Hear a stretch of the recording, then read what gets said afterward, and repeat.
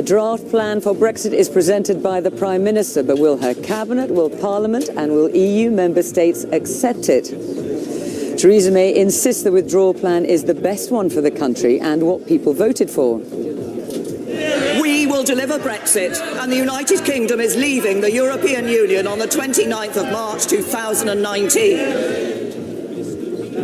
But the plan can't go ahead unless the cabinet agree to it. They've been discussing it inside Number 10 all afternoon. Other voices have already been critical.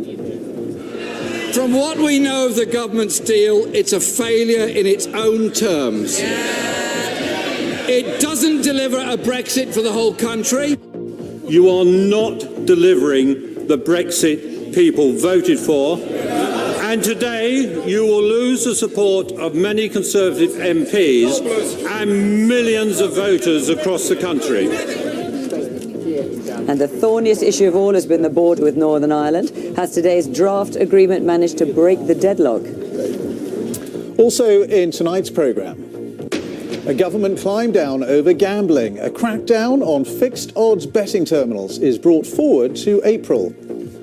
And Prince Charles celebrates his 70th birthday with an afternoon tea party and dinner with the Queen. And coming up in the sport on BBC News, Sam Curran comes to the rescue for England. They're on top in the second test against Sri Lanka.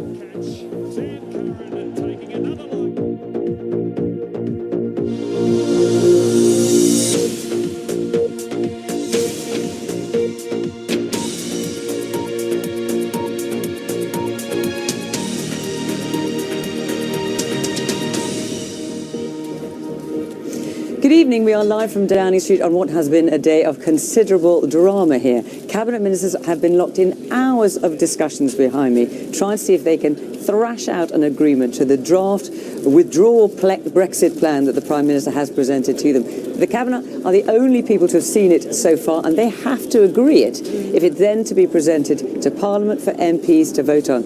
Now, the timing that we are being given for when the Prime Minister will come out and tell us and tell you what's been said in that meeting keeps slipping back. It was going to be 5 o'clock, then 6 o'clock now. Who knows?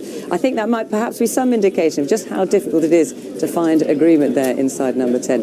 Let's get the latest on today's developments from our political editor, Laura Koonsberg. Well, that is it from Downing Street for now. We are still waiting for the Prime Minister to come out and update on what's been going on in there. I'll be back a little bit later in the programme, but for now, Ben, back to you in the studio.